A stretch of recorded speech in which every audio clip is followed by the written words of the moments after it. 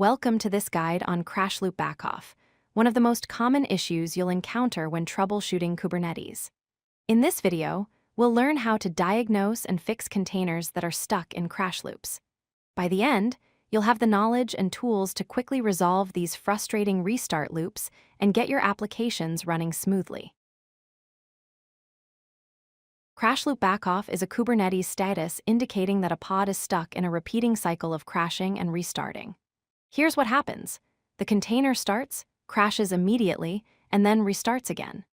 To prevent wasting resources, Kubernetes increases the wait time between each restart attempt using a technique called exponential backoff.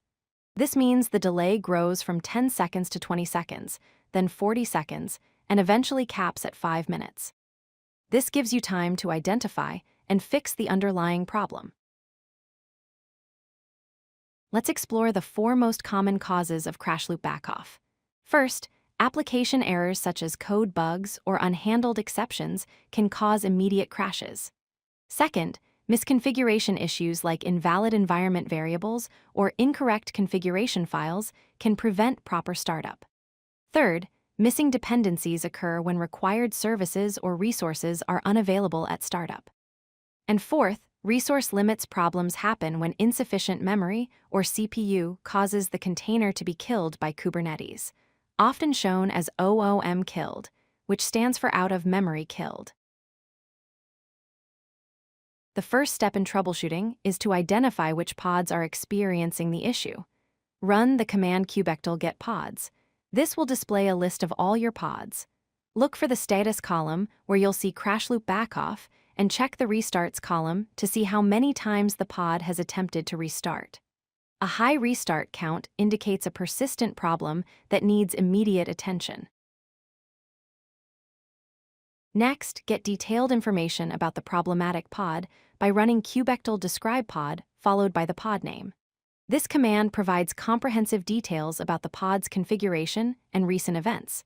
Pay special attention to the events section at the bottom of the output. This section shows crash reasons, restart counts, and any error messages that occurred during the pod's lifecycle. These events are crucial clues for identifying the root cause.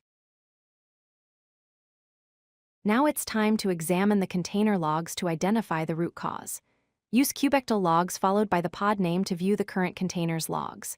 However, if the container has already crashed, you'll need to use the --previous flag to view logs from the previous container instance before it crashed.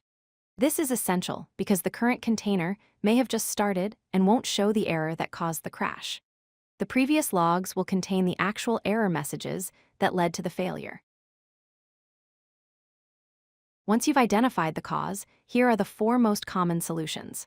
First, fix application code by addressing bugs, exceptions, or startup errors in your application. Second, correct configuration by verifying that config maps, secrets, and environment variables are set properly. Third, adjust resource limits by increasing memory and CPU requests and limits if your containers are being killed due to insufficient resources. And fourth, configure health probes by setting appropriate timeouts for liveness and readiness probes so Kubernetes doesn't prematurely restart healthy containers. Here are some pro tips to make your troubleshooting more effective.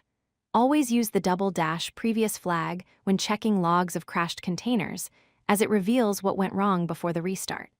Check if the restart policy is set appropriately for your workload, whether it should be always, on failure, or never.